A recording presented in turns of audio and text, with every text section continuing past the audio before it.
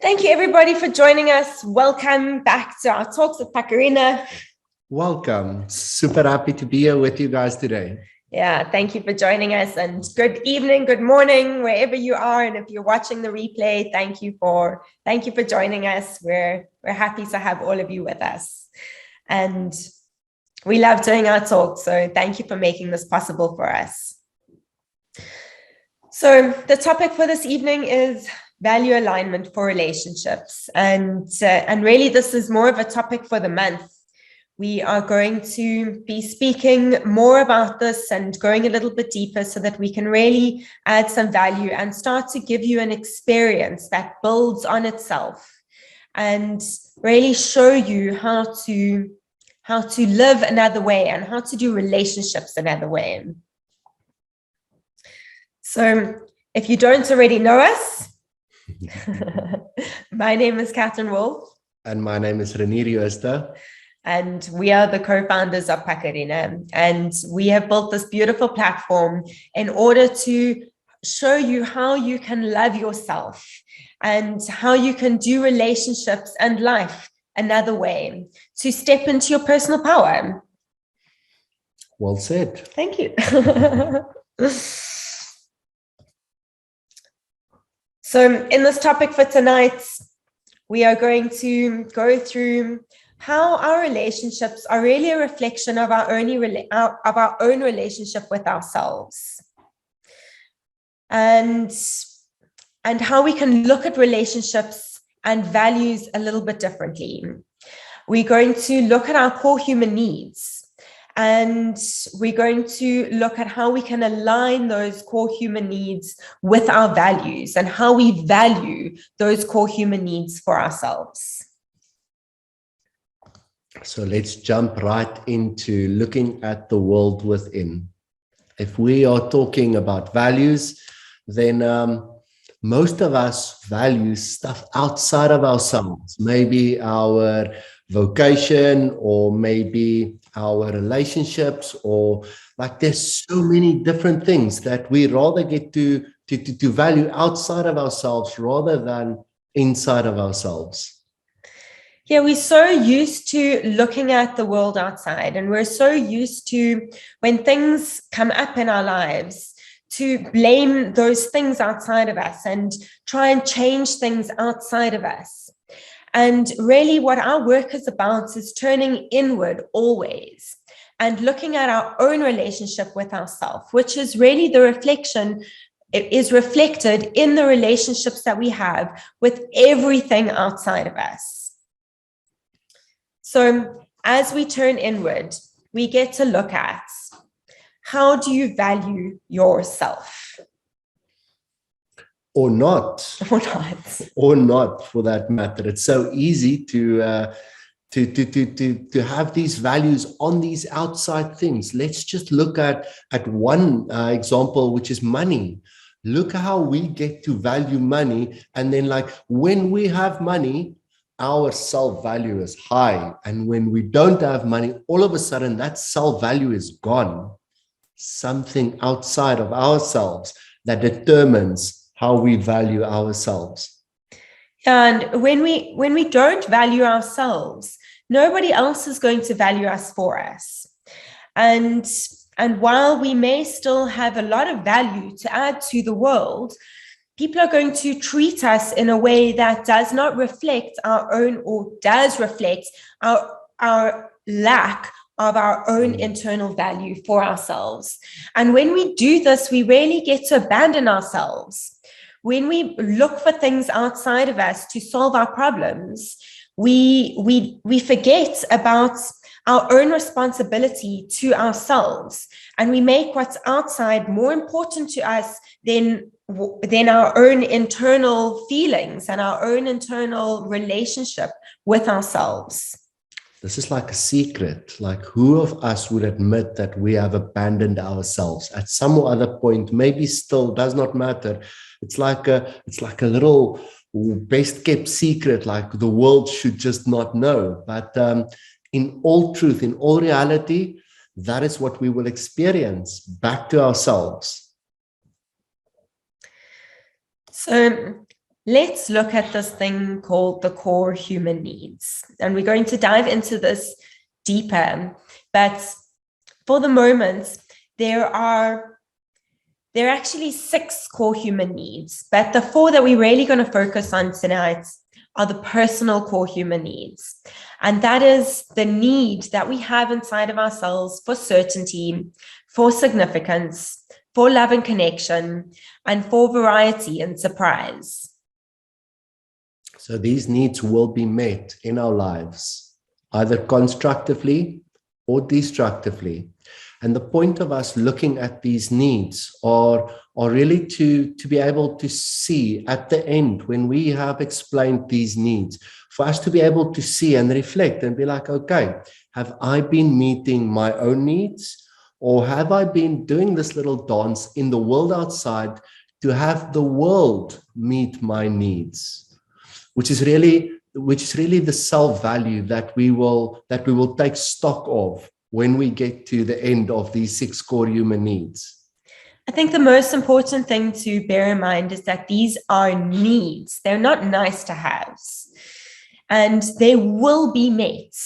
And if we don't know about them, and if we don't give them to ourselves, the likelihood of these needs being met destructively is very high, almost guaranteed. Would you say it's guaranteed? Yeah.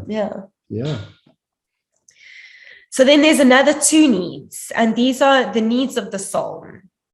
And we're just going to explain them briefly, and then we'll go a little bit deeper into our personal needs. So the first need of the soul is the need for growth.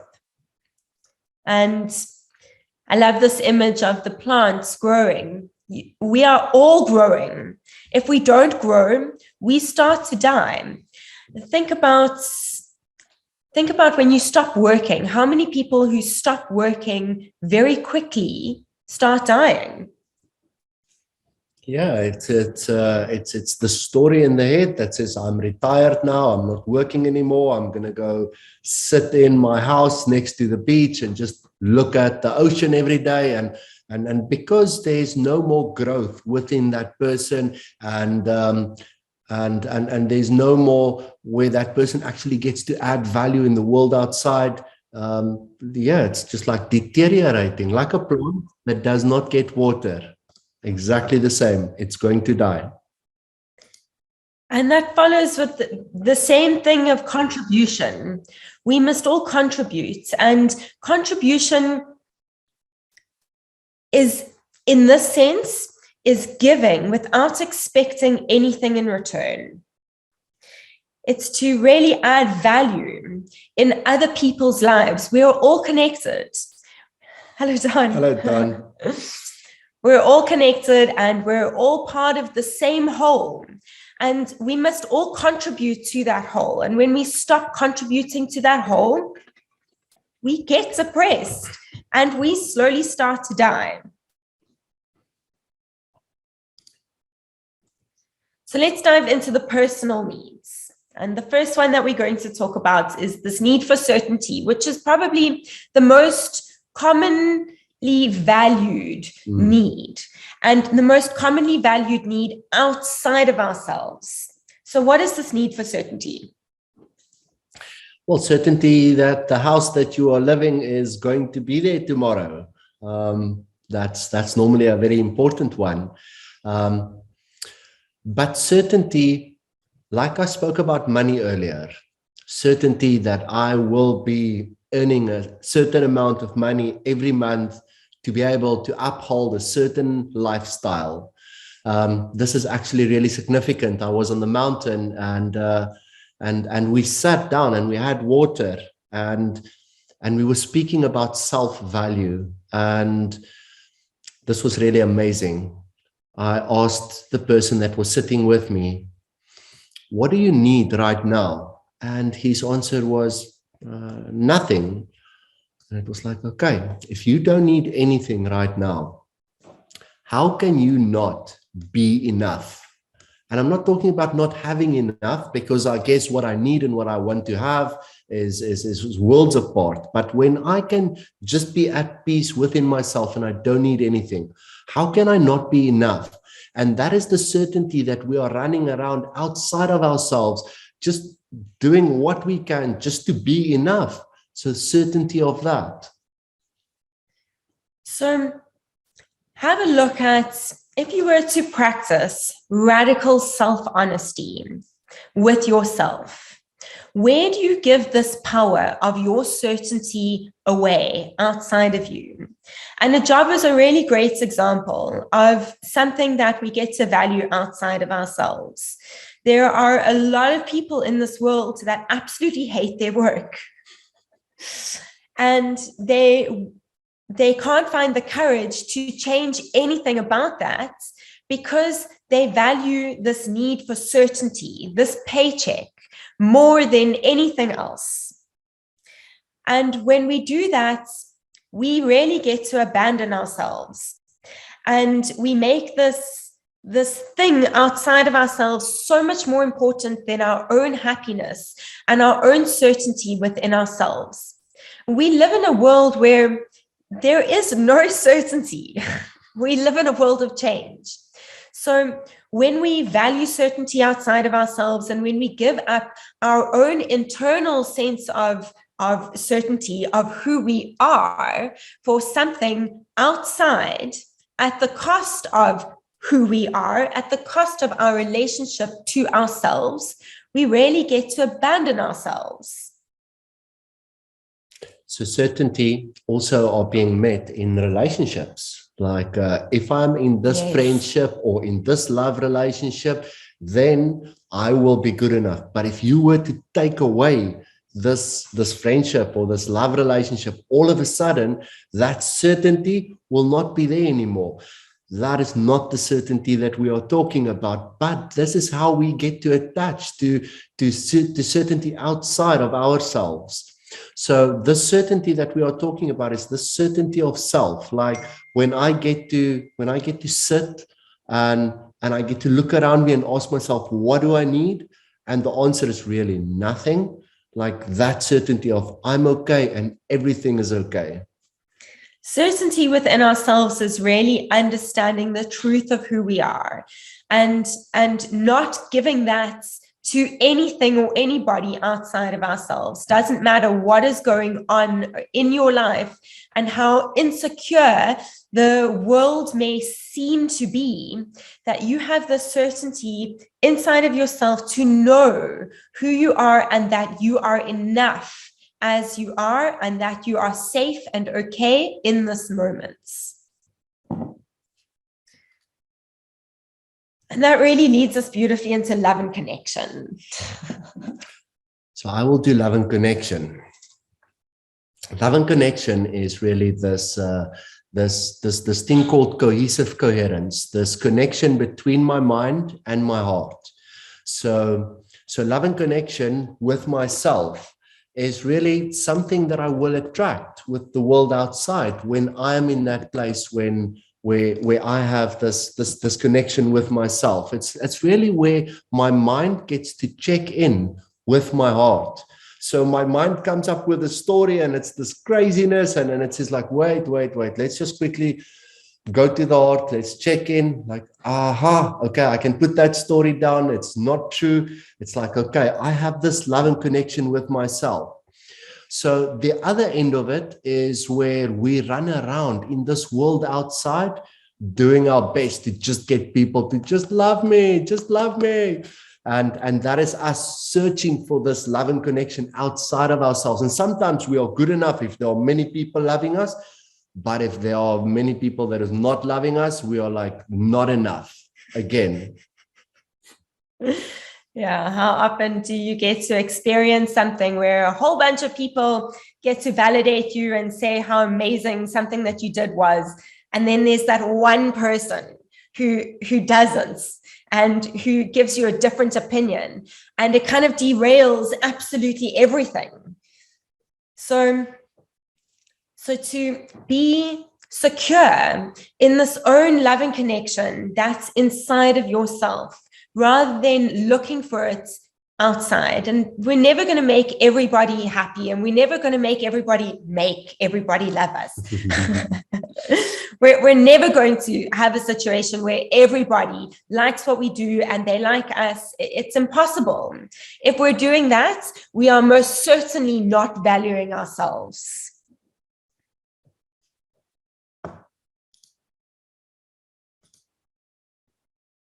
Oh, sorry. Significance. Yes, significance. Did they that? I don't know. Did you see my WhatsApp, or you're looking at my screen still? You're looking at the right screen. That's good. Significance. Are you good enough? The need to feel needed, wanted, and loved.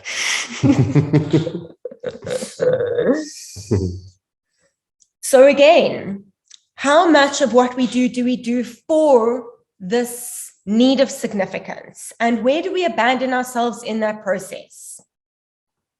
And I love this image of this graduate, because it's a common story of, oh, I need to have this degree, I need to have this qualification, I need to have this job so that I can feel significance in my life, rather than checking in with yourself and seeing whether this is something that's really good for you, to see whether this is something that you really value, rather than doing it for other people. And how do we really give significance to ourselves? Significance to ourselves is to know who we are. It's to know that we are not the things that we do in the world. We are not the accolades behind our name. We are not our job description. We are not our title. We are not the relationships in our lives. We are significant because of nothing other than the truth of who we are. Again, running around in this world outside, getting the world to show me that I'm needed, that I'm wanted, that I'm loved, is again being on the destructive side. It is me having to put on a mask and doing a little dance so that the world can love me in a very specific way. And the constructive side of significance, me finding this need to show up for myself, and this need to experience this love and connection within myself, then significance has been met. It's like it's there. There's nothing outside of myself that needs to happen for this to be very real and true in my life. And the truth is that there's nothing more significant than loving yourself. Absolutely.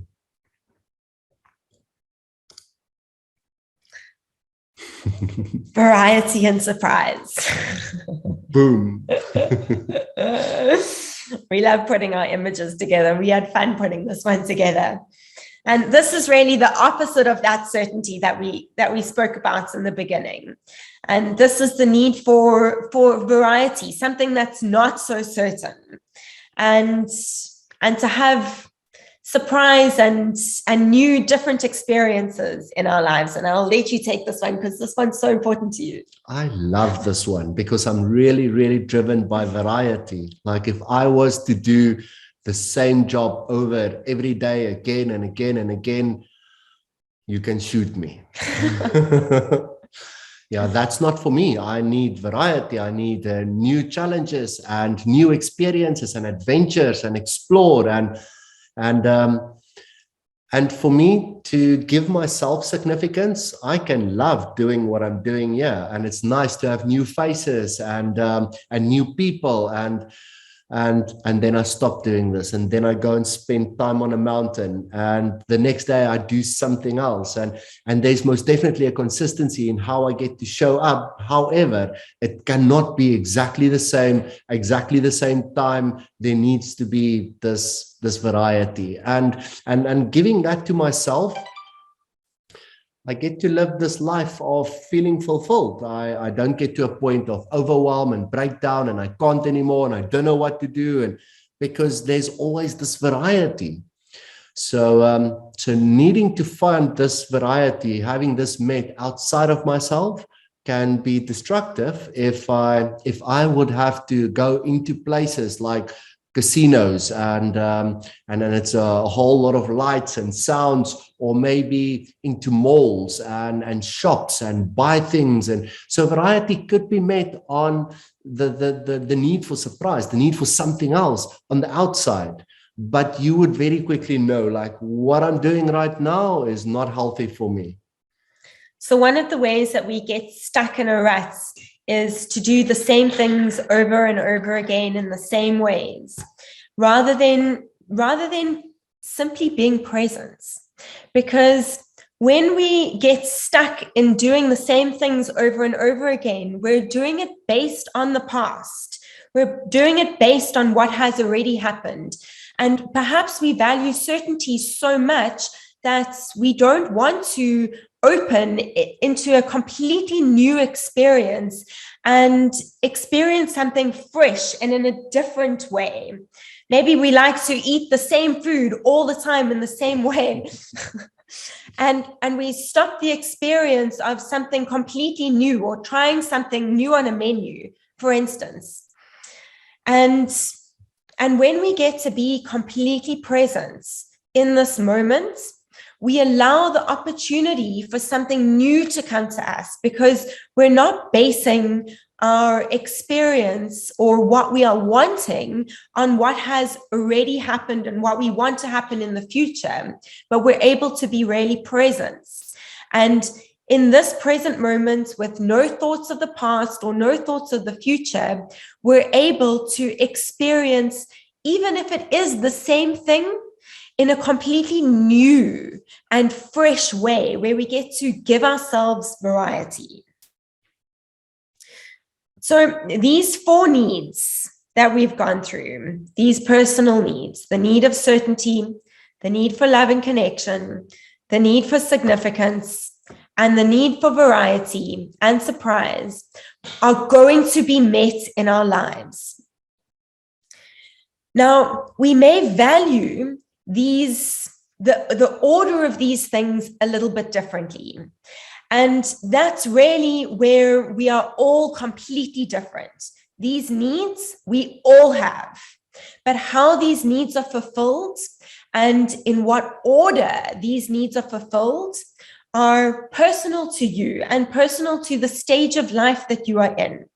At some points in your life, you might value certainty a whole lot more. And in another stage of your life, you may value surprise and variety a whole lot more. So in order to really know yourself, it's important to understand where these needs are for you, what stacking order is most important to you, and to give that to yourself. So if I could share a little bit on this, is for me, variety is really, really important. And let's put variety for me right at the top. And for Kat, certainty is really, really important. So what we do is we normally give what we want, we give someone else.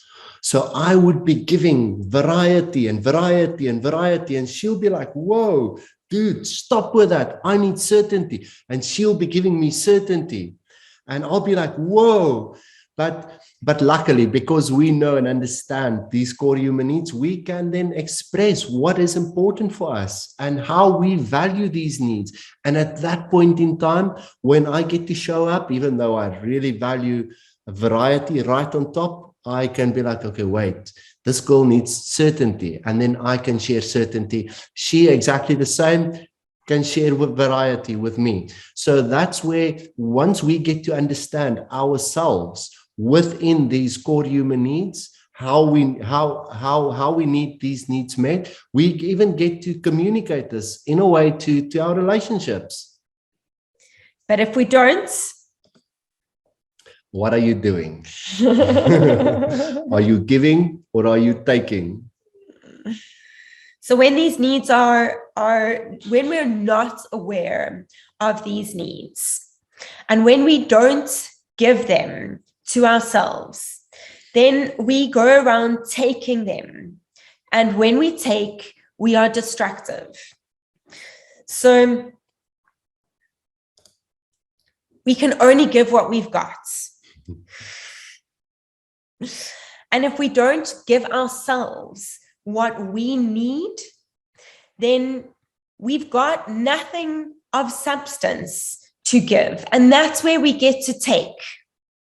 But when we give to ourselves first, when we're in touch with ourselves, when we're aware of what is the need that I am trying to have fulfilled outside of myself, and I get to check in with myself, building a relationship with myself, I have the opportunity to give that to myself.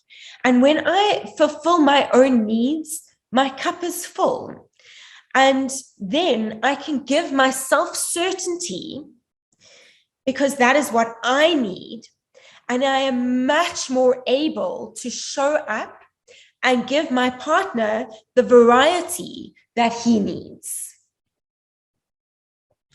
So we can really only give what we've got. And if we don't have much, that unfortunately would be what we would be giving. And we would be on this ever-elusive search for more, for wanting to get, to take, because we won't have much to give.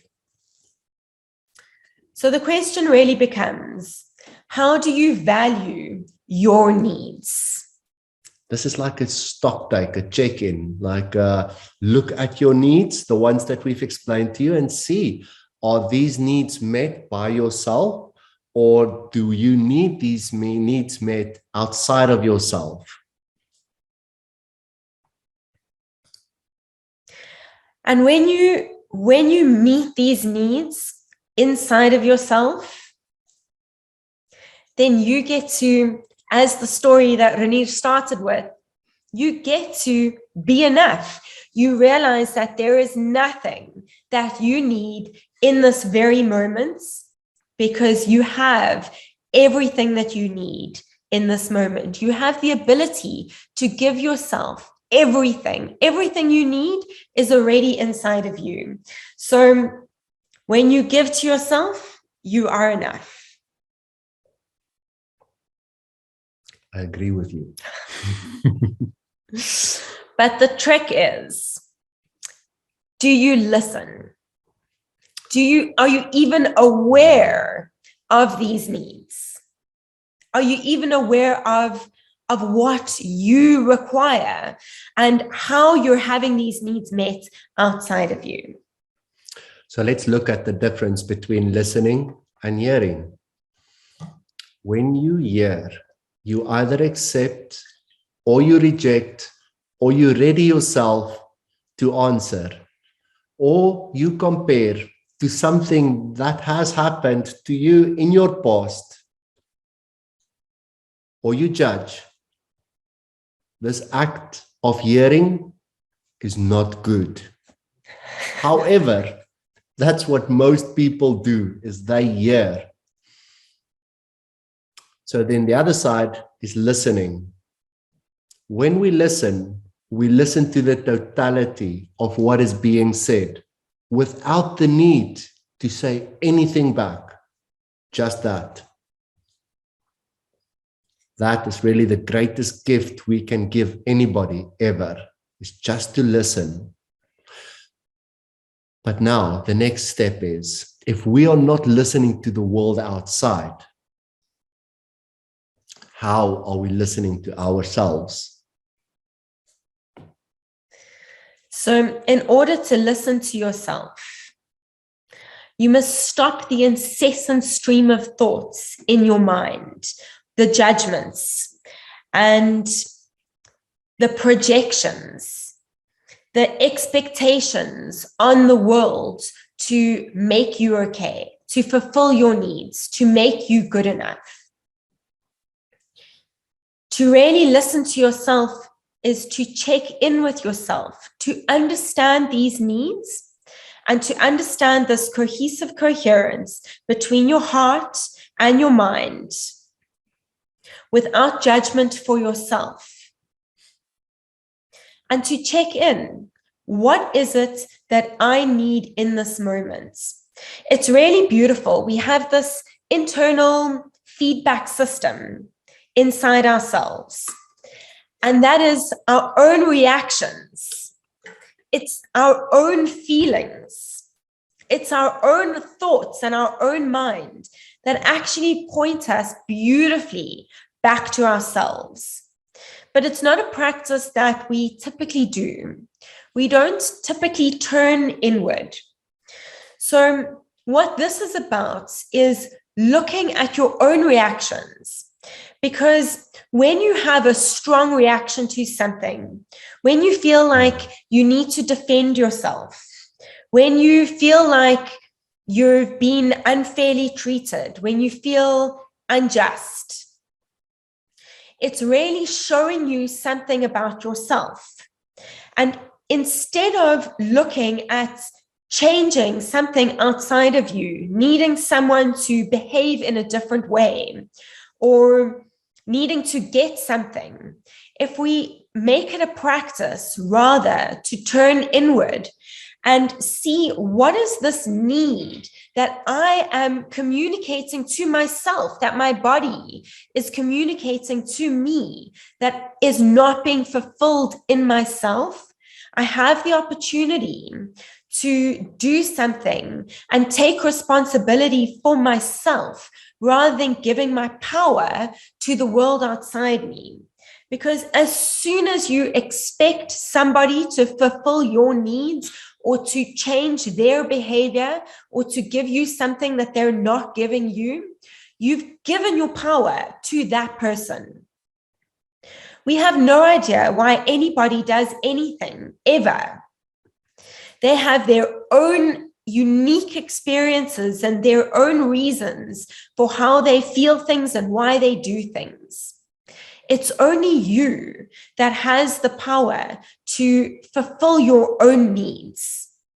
When we expect the world outside to fulfill our needs, we will be disappointed. Maybe we will be happy and fulfilled for a moment, but it's not going to be lasting. Nothing in the world outside lasts.